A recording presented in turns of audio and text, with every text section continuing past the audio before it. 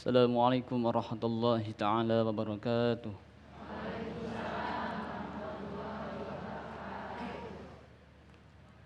أعوذ بالله من الشيطان الرجيم. بسم الله الرحمن الرحيم.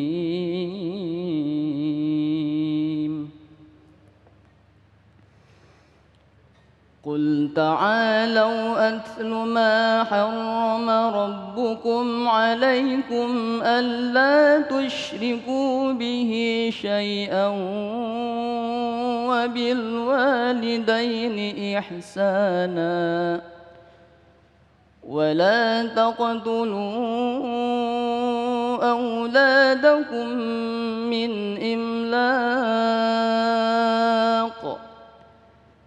نحن نرزقكم وإياهم ولا تقربوا الفواحش ما ظهر منها وما بطن ولا تقتلوا النفس التي حرم الله إلا بالحق ذلكم وصاكم به لعلكم تعقلون صدق الله العظيم. Assalamualaikum warahmatullahi wabarakatuh. Assalamualaikum warahmatullahi wabarakatuh. Alhamdulillahirabbil alamin. Alhamdulillahilladzi bi ni'matihi tatimmus shalihat. Assalatu wassalamu ala sayyidis sadat wa ala alihi wa ashabi alil fadaili wal karamat. Subhanaka la ilma lana illa ma 'allamtana innaka antal alimul hakim. Segala puji bagi Allah pemirsa, kita dikumpulkan kembali dalam Majelis Ilmu Damai Indonesiaku. Yang pada kesempatan siang hari ini kita mengangkat tema yang sangat menarik sekali, yaitu membangun karakter diri dalam ajaran Islam. Pada kesempatan siang hari ini alhamdulillah kita berkesempatan bersiaran dari Masjid Raya Harapan Mulia Tarumajaya, Kabupaten Bekasi, Jawa Barat. Alhamdulillah guru-guru kita telah hadir di tengah-tengah kita, ada Ustadz Hilmi Firdausi dan juga Kiai Haji Syarif Matnaji yang akan memberikan tausiah dan juga pencerahan kepada kita semuanya. Pemirsa, inilah Damai Indonesiaku, selamat mengikuti. Assalamualaikum warahmatullahi wabarakatuh.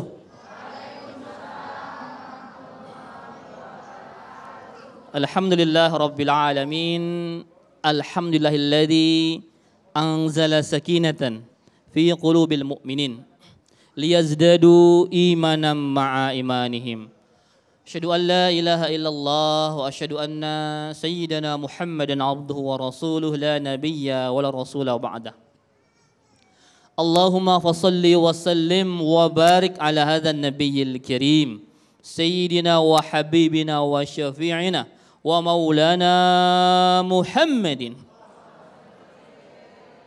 wa ala alihi wa ashabi ajma'in. Rabbi israh li sadri wa yassir li amri wa hlul 'uqdatam min lisani yafqahu qawli, amma ba'd.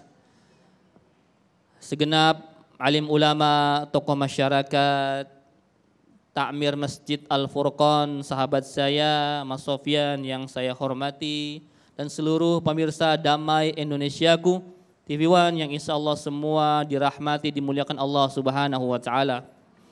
Ibu-ibu warna-warni, Masya Allah. Kalau bapak putih seragam ya, emak-emak warna-warni luar biasa ya. Seperti hatinya berwarna selalu ya.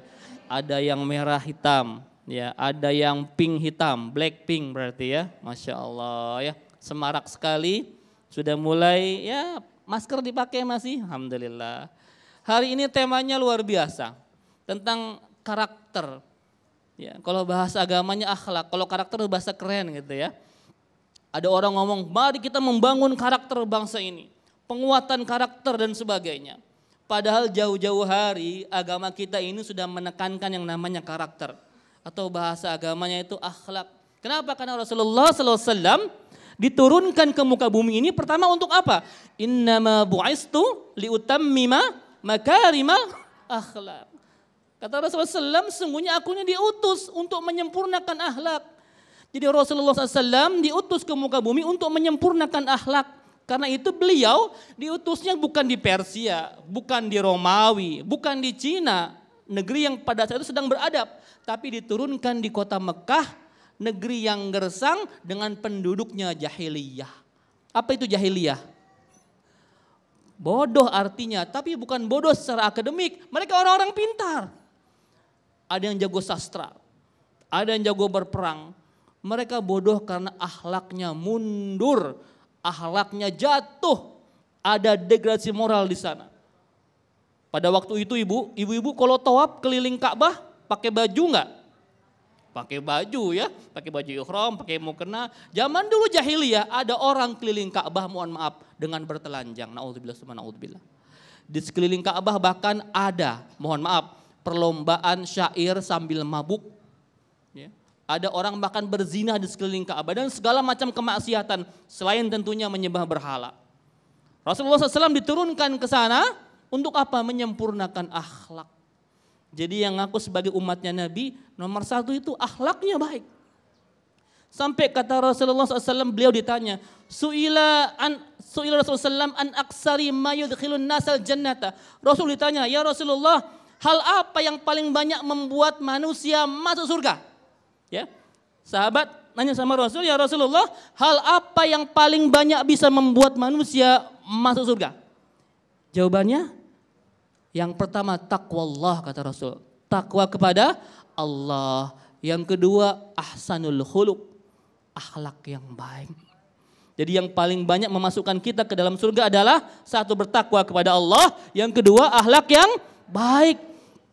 Bahkan kadang-kadang orang bertakwa kalau akhlaknya nggak baik itu nggak bisa ke surga.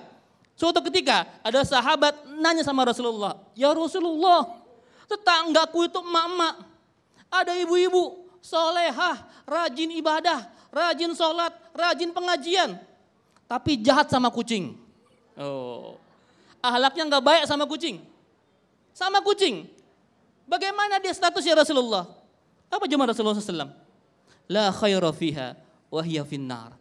Tidak ada kebaikan sama ibu itu dan ibu itu di neraka. Artinya apa? Orang ahli ibadah, orang takwa sama Allah, tapi akhlaknya gak baik, walaupun sama seekor kucing bisa masuk neraka. Apalagi kalau jahat sama Nah ibu-ibu bapak nih saya senang ibu-ibu nih. Karena yang suka usil sama tetangga emak-emak biasanya. Ya, ibu sholat, ibu ngaji, ya, ibu bersedekah, tapi usil sama tetangga, jahat sama tetangga. Hati-hati bu, sama kucing aja bisa masuk neraka, apalagi sama tetangga. Makanya Rasulullah SAW ketika mendefinisikan iman bu, iman itu Rasul mendefinisikannya sederhana sekali. Ya, bukan seorang yang hafal Quran, rajin ibadah, bukan. Tapi Rasul mendefinisikan iman dengan 4 parameter, 4 ukuran. Apa kata Rasul? Man kana yu'minu billahi wal yaumil akhir. Barang siapa beriman kepada Allah dan hari akhir. Yang pertama apa? Fala yu'dhi jarah kata Rasul. Barang saya beriman kepada Allah dan hari akhir maka dia tidak menyakiti tetangga. Nah loh. Ukuran iman nomor 1 ukurannya tidak menyakiti. Coba lihat kanan kirinya. Ada nggak yang terzolimi sekarang? Nah. Coba lihat sekarang ibu. Ibu kesini mohon maaf nggak pakai minyak wangi. Coba kanan kiri lihat itu. Ada nggak kebauan? Hati-hati ya. Jangan sampai terzolimi. Tetangga kita bu. Ya. Mohon maaf ibu misalkan sedang masak. Masak apa ya di Bekasi ya? Ikan asin dah. Ikan asin. Ikan asin tuh bu. Baunya kan bu. Wow kemana-mana bu ya. Ibu dapurnya kebetulan nggak pakai exhaust. Penyedot itu nggak pakai ya. Ya itu kemana-mana baunya. Ada tetangga ibu, mohon maaf, orang nggak mampu, nggak bisa beli ikan asin. Ya, kecium baunya, mana lagi ngidam lagi bu. Ya Allah, enak banget bau ikan asin ini. Itu tetangga samping rumah bu. Ibu kalau ada tetangga kayak begitu, zolim ibu. Hati-hati loh. Ini urusan masak aja bisa dizolim kita. Ya, makanya kata Rasulullah SAW, ibu kalau masak, kalau misalkan masak berkuah, maka banyakin kuahnya, banyakin kuahnya. Ya. Bu, besok kalau masak semur daging banyakin Assalamualaikum. Waalaikumsalam. Cek, Bu, Jeng, ini ada kuah semur. Tega amat ya. Ya kasih sepotong dua potong mah tuh ya. Gitu ya. Jadi ukuran iman pertama tidak menyakiti tetangga. Sederhana. Ya. Al-muslimu man salimal muslimuna min lisani wa yadi, kata Rasul. Seorang muslim itu adalah orang muslim yang lain selamat dari gangguan tangan dan lisannya. Gangguan tangan dan lisan. Cek tetangga ibu, ya, seperti itu ya. Yang kedua, man kana yu'minu billahi wal yaumil akhir falyukrim dhaifahu. Barang siapa beriman kepada Allah dan hari akhir, maka dia muliakan tamunya. Yang ketiga, man kana yu'minu billahi wal yaumil akhir falyakul khairan aw liyasmut. Maka dia berkata baik atau diam. Demikian. Baik, Masya Allah, luar biasa sekali apa yang disampaikan oleh guru kita Ustadz Hilmi Firdausi. Betapa Rasulullah dengan kemuliaan akhlaknya diturunkan oleh Allah Subhanahu wa Ta'ala untuk memperbaiki akhlak masyarakat Mekah saat itu. Dan kita sebagai umat Rasulullah Sallallahu Alaihi Wasallam patut mencontoh akhlaknya, karena Allah memberikan sebaik-baik akhlak adalah akhlak Rasulullah Sallallahu Alaihi Wasallam. Lalu seperti apakah akhlak Rasulullah Sallallahu Alaihi Wasallam sehingga menjadikan aplikasi di dalam kehidupan kita sehari-hari? Insya Allah di segmen kedua, Kiai Haji Syarif Matnaji akan menyampaikan kepada kita semuanya. Tetaplah di Damai Indonesiaku, usai jeda kami akan kembali.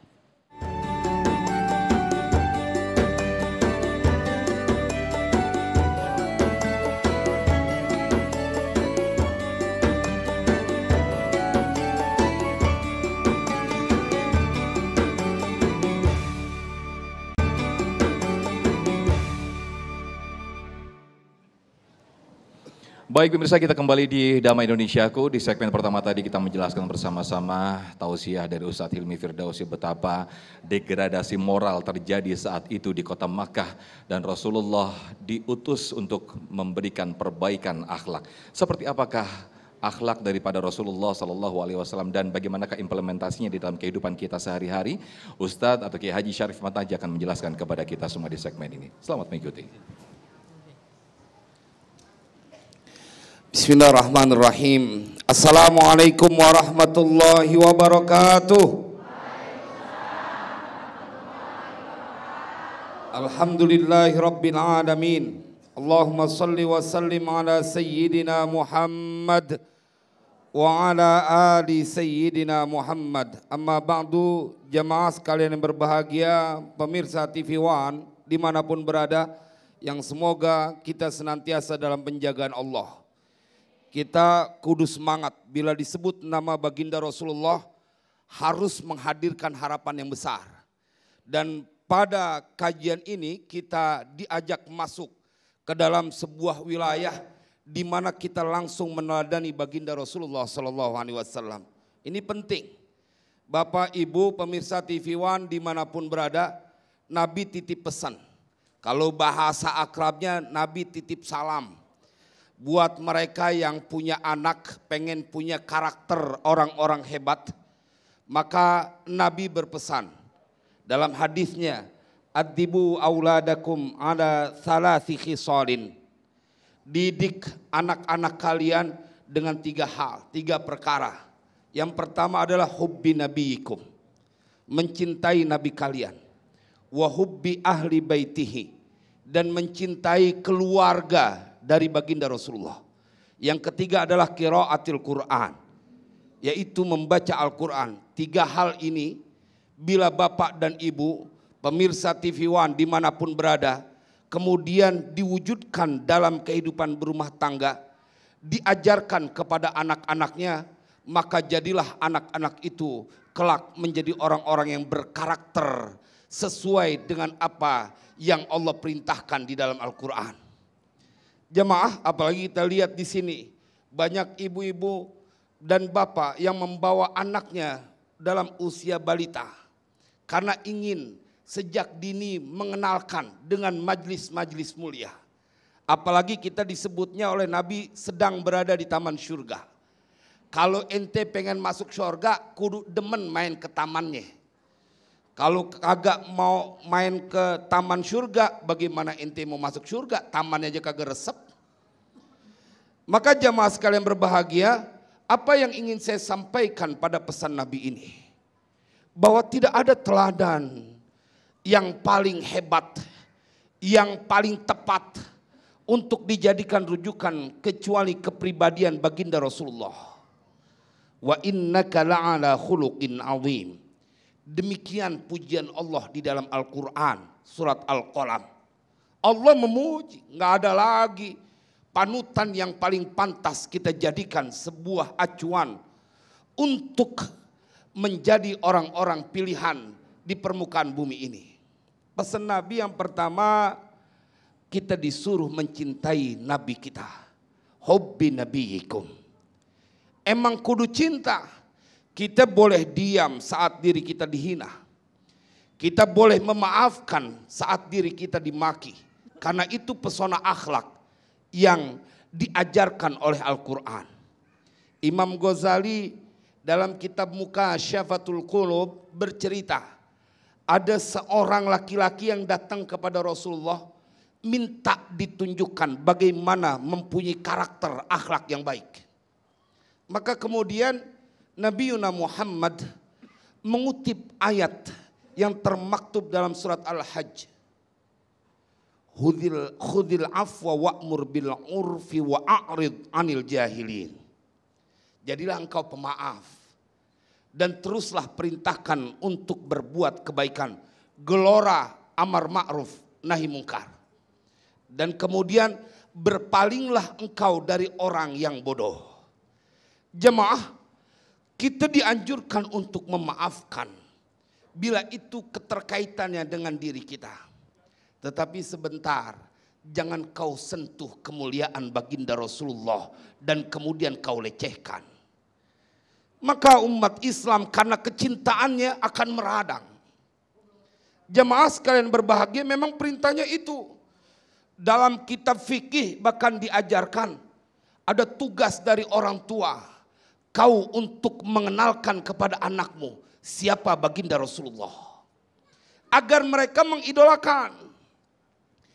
Bila sudah mencintai baginda Rasulullah, mau zaman berganti dan semakin berganti terjadi kerusakan moral, kita akan menjadi tenang, anak kita sudah mengidolakan baginda Rasulullah. Jangan apalagi sih sampai ngikutin semua akhlak baginda Rasulullah. Dia cinta, dia banyak sholawat, Allah jagain. Wa hubbi ahli baitihi. Nabi juga pesan kalau pengen engkau mempunyai anak-anak hebat, kau kudu punya cinta kepada keturunan baginda Rasulullah. Jangan Pak, jangan Ibu, kita ikut-ikutan memusuhi cucu baginda Rasulullah Sallallahu Alaihi Wasallam. Kita jadi engkong gitu ya. Kalau orang Tarumajaya manggil engkong kan kalau kakek. Engkong ya. Jadi engkong punya cucu. Bener dah kita ambil contoh cucu kita salah. Kita bilang udah maafin cucu aneh. Jangan dimusuhin mulu. Apalagi cucu kita kagak salah. Dimusuhin. Engkongnya marah apa kagak? Marah banget. Ada bambu dibawa. Apalagi engkong-engkong dulu jawara. Itu cucu gue. Lu jangan gangguin, dia kan kagak salah. Bener dia lemah. Gue engkongnya nih mantan pejuang di tanah Bekasi. Waduh, ngeri kalau udah begitu. Jawara. Bagaimana kalau cucu baginda Rasulullah kemudian engkau membencinya? Kebencian kepada siapapun tidak dibenarkan kecuali kebencian kepada kemungkaran. Kita semua bersaudara. Sesama kaum muslimin, kaum mukminin kita bersaudara. Jangan bermusuhan. Bahkan kepada yang berbeda agama.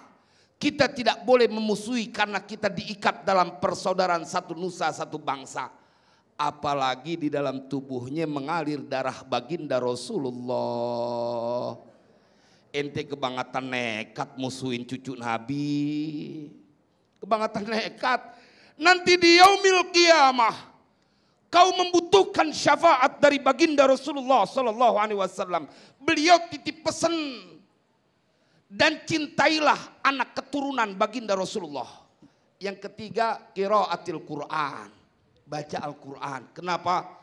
Karena Sayyidah Aisyah menceritakan, kana khuluquhul Quran, adalah akhlak baginda Rasulullah Al-Quran. Nanti kita lanjutkan. Masya Allah, luar biasa sekali apa yang disampaikan Kiai Haji Syarif Mantaji. Ketika kita menjadi pemaaf atau contoh karakter yang luar biasa sekali dicontohkan oleh Rasulullah Sallallahu Alaihi Wasallam, jadilah sebagai pemaaf. Ketika kita menjadi pemaaf, maka baik kita yang memaafkan ataupun yang dimaafkan akan tumbuh kecintaan, bukan sebaliknya, yaitu kebencian. Itulah salah satu karakter Islam yang dicontohkan oleh oleh Rasulullah Sallallahu Alaihi Wasallam. Di segmen berikutnya, pemirsa, segmen 3 dan juga segmen 4 nanti kita akan buka sesi tanya jawab. Kita akan undang para jamaah di sini untuk memberikan pertanyaan dan nanti akan dijawab oleh guru-guru kita. Tetaplah di Damai Indonesiaku, usai jeda kami akan kembali.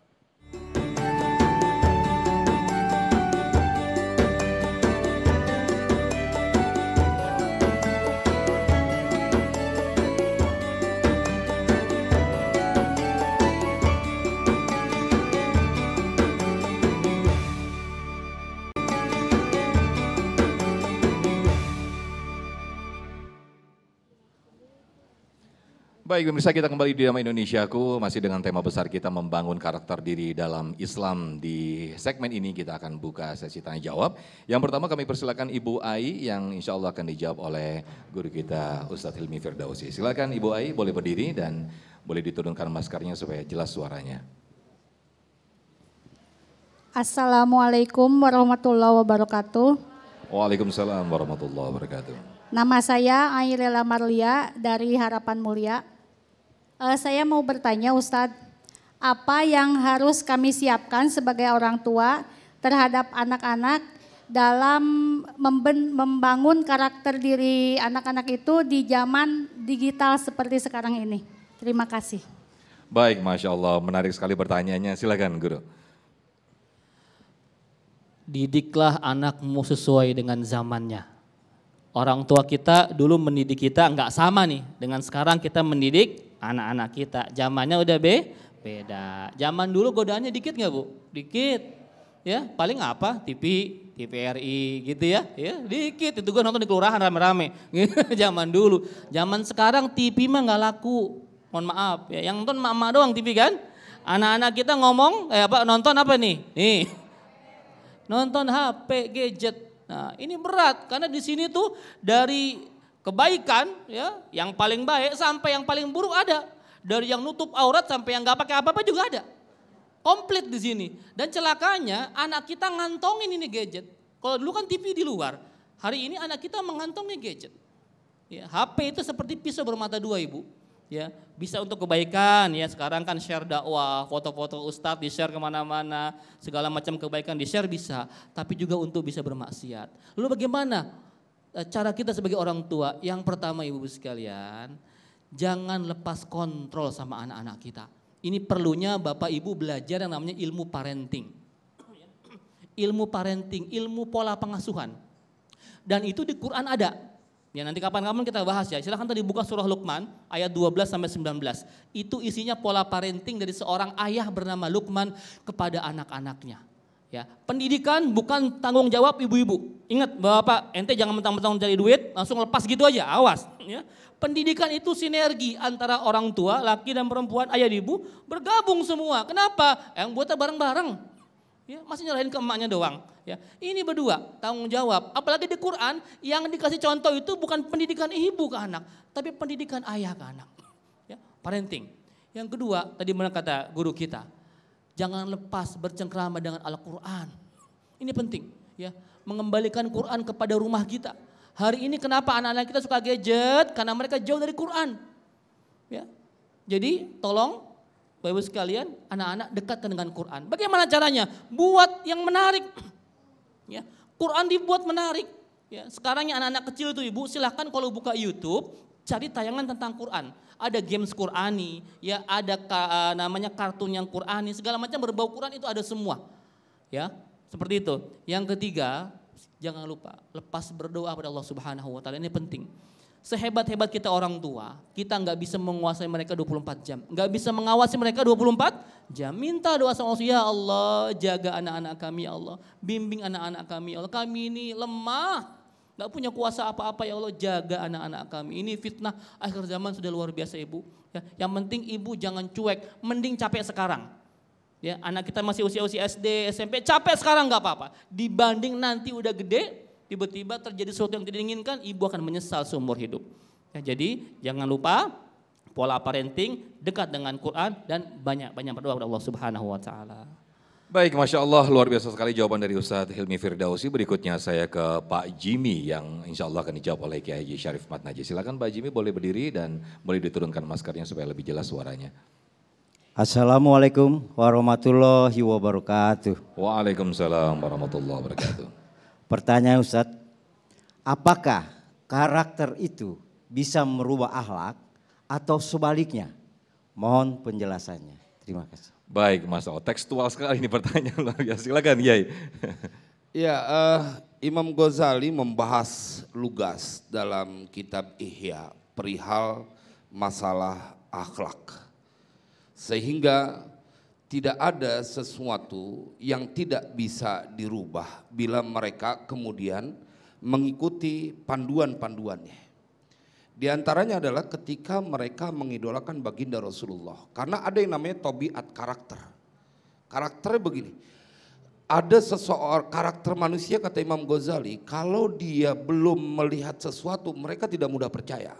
Contoh kata Imam Ghazali bahkan seorang bayi yang ada di rahim seorang ibu, kalau dia diberikan akal, kata Imam Ghazali dalam kitab Ihya, terus dibilangin ada dunia yang lebih gede, rahim kecil, itu bayi nggak bakal percaya karena menurut mereka yang ada di dalamnya itu, di rahim itu, itulah yang paling nyaman, paling besar menurut dia.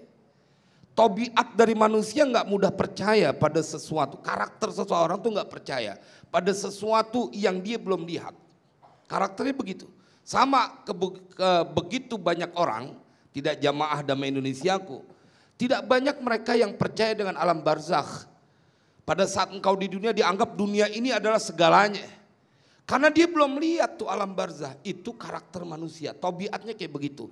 Tetapi bisa kemudian diberikan sebuah informasi dengan apa yang diceritakan di dalam Al-Quran, disampaikan oleh baginda Rasul, datang ke majlis-majlis mulia, majlis zikir, majlis ta'lim, yang kemudian akan dia mendapatkan informasi dari ketidaktahuannya menjadi tahu dan dia menjadi mengambil manfaat. Contoh, kalau masalah akhlak, ente jangan serakah jadi orang, kudu berterima kasih.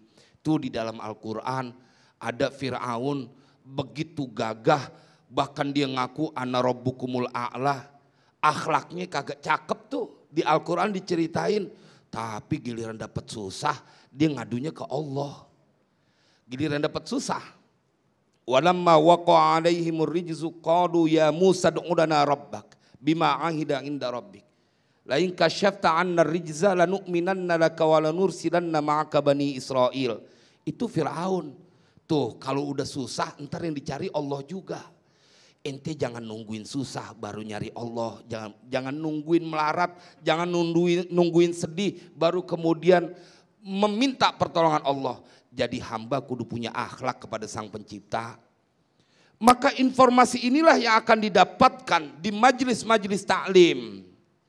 Mereka akan diinformasikan sesuatu yang mengikis habis karakter yang tidak baik dan kemudian diceritakan dengan pesona akhlak baginda Rasulullah. Itulah pentingnya majlis maulid. Jadi justru kita akan menyampaikan dengan peringatan maulid momen untuk para penceramah menceritakan dan mengenalkan akhlak baginda Rasulullah. Maka bagaimana mungkin engkau tidak menyukai sebuah majlis di dalamnya disebutkan pesona akhlak baginda Rasulullah? Maka tugas juga bagi juru dakwah, kalau lempangan majlis maulid, ceritakan sebanyak-banyaknya pesona akhlak baginda Rasulullah. Biar mereka yang hadir dan datang menjadi orang yang mendapatkan pelajaran. Berubah Pak, anak-anak kita Itu tergantung, sampai Nabi bilang tergantung bapak emaknya. Mau jadiin tuh anak Yahudi, mau jadiin tuh anak Nasrani, mau jadiin tuh anak Majusi. Artinya dia punya karakter bisa dibentuk. Dengan apa? Kepiawaian dari kedua orang tua bila mengikuti panduan seperti yang Kiai Hilmi tadi sampaikan. Kudu menguasai itu bagaimana parentingnya. Bagaimana mereka dininak bobokan dengan keindahan yang ada di dalam Al-Quran. Bila itu terjadi Pak, kita nggak berkecil hati. Siapapun akan mempunyai pesona akhlak yang mulia. Nah tinggal ada usaha kita. Sekali lagi ente jangan musuhin Nabi, ente jangan musuhin keturunan Nabi, ente jangan musuhin Al-Quran. Kudu cinta kepada Al-Quran, maka ente akan mempunyai cahaya, pesona dari akhlak yang akan menyelamatkan di dunia dan setelahnya. Oke, berarti bisa dipastikan sebelum kita memunculkan karakter diri, kita lebih dulu memperbaiki akhlak kita terlebih dahulu gitu ya. Wah ya, harus kita mulai dari diri kita, ibda binafsik. Ibda binafsik. Bagaimana kemudian engkau akan mengajarkan, memberikan teladan bila engkau tidak mempunyai prestasi dalam berakhlak. Baik. Jadi kalau pengen ngajarin anak baca Al-Quran, emak bapaknya kudu demen baca Al-Quran. Jangan anaknya doang disuruh ke TPA, emak bapaknya lagi main handphone. Baik, Masya Allah luar biasa sekali penebaran dari guru-guru kita. Kita masih ada satu segmen lagi untuk di sesi tanya jawab ini. Tetaplah di Damai Indonesiaku, kami akan kembali usai jeda.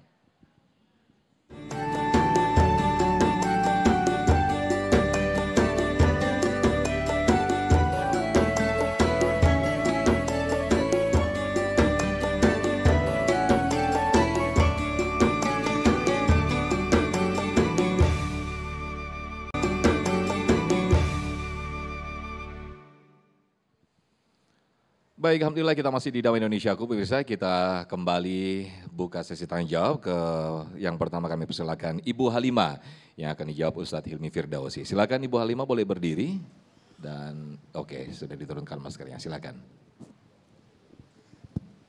Assalamualaikum warahmatullahi wabarakatuh. Waalaikumsalam warahmatullahi wabarakatuh. Pak Kiai, saya mau bertanya, nama saya Ibu Hajah Halimatus Sa'diyah, masih daerah sini di depan. Saya mau bertanya Pak Kiai, ibu-ibu kan pengajian paling banyak ibu-ibu pengajian. Dia bahkan 1 minggu tuh pengajian terus. Tapi dia nggak baik dengan tetangga. Kadangkala ya masih nggak teguran. Bahkan kalau di tempat pengajian pun dia nggak mau salaman. Bagaimana cara merubahnya atau bagaimana cara untuk menasehatinya? Assalamualaikum warahmatullahi wabarakatuh. Waalaikumsalam warahmatullahi wabarakatuh. Silakan Ustadz Hilmi, ini ada yang salah ini seminggu full ikut pengajian. Ustazahnya nih kayak nanya nih. Rasulullah SAW pernah touring sama Jibril, ya. Kemana itu? Bukan ke Bekasi, ya, panas di situ. Ke surga neraka. Beliau dilihat sebelah kanan beliau ada surga, sebelah kiri neraka. Ya, dilihat sebagian besar penduduk neraka adalah perempuan.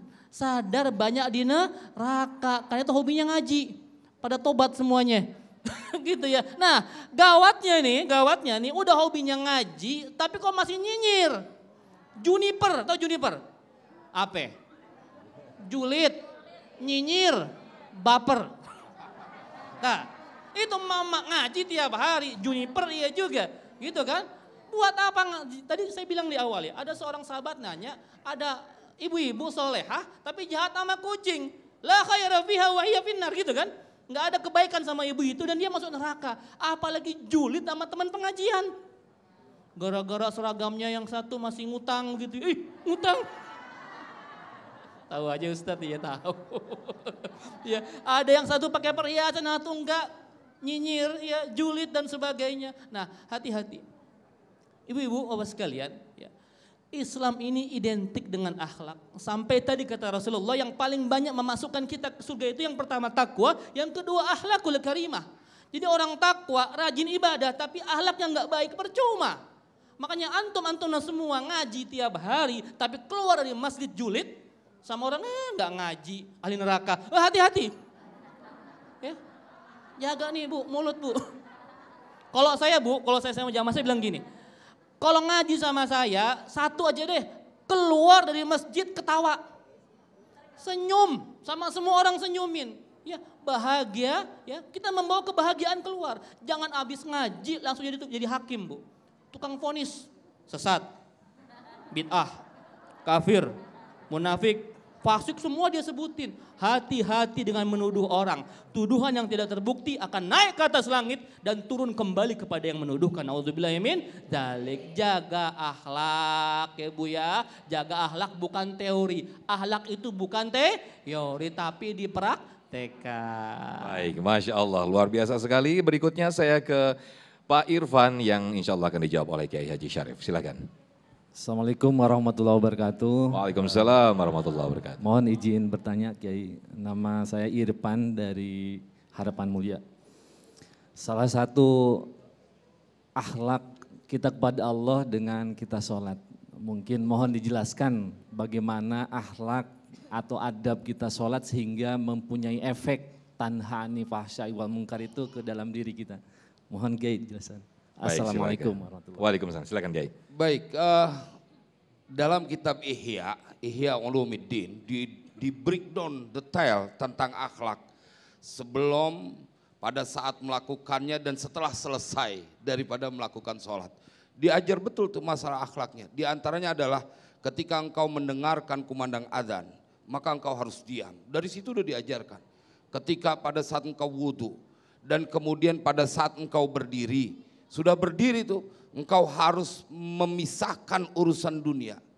Maka itu disuruh, kalau Imam Ghazali memandu tuh pada saat berdiri, sebelum engkau membaca iqamah, itu disuruh baca Qul a'udzu birabbin nas. Ini tinjauan panduan dari beliau, akhlaknya.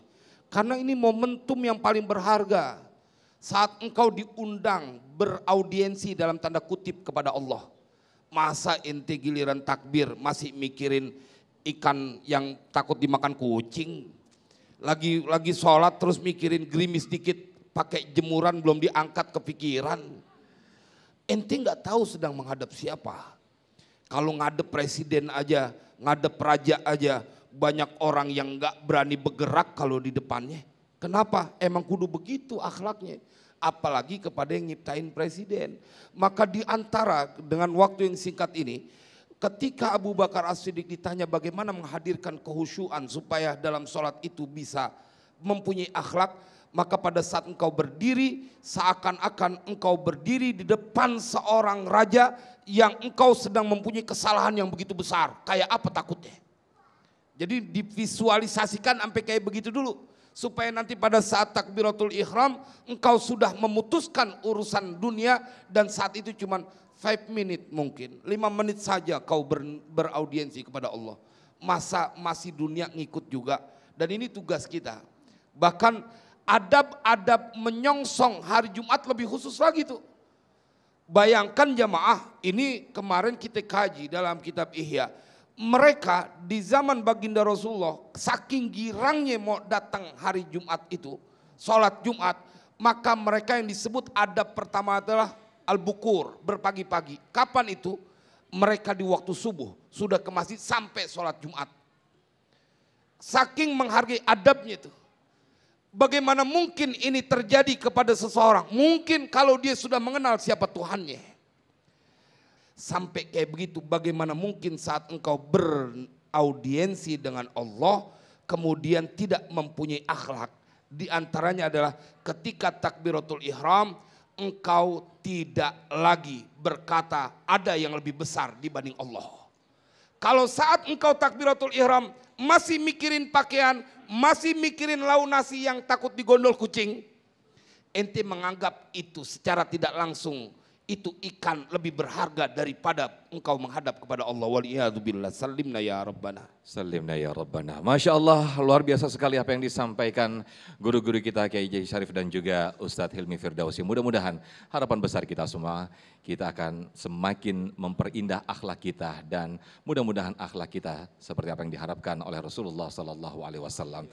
Baik, di akhir acara nanti Ustadz Hilmi Firdausi akan memimpin doa kita bersama-sama dan saya Muhammad Sofyan mewakili kru yang bertugas mohon pamit undur diri. Terima kasih. Wassalamualaikum warahmatullahi wabarakatuh.